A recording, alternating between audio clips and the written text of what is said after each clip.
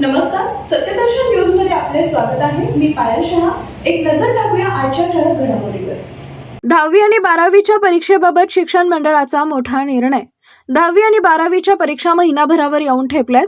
दरम्यान आपल्या मुलाला परीक्षेला जात असताना पालक परीक्षा केंद्रावर गर्दी करत असतात.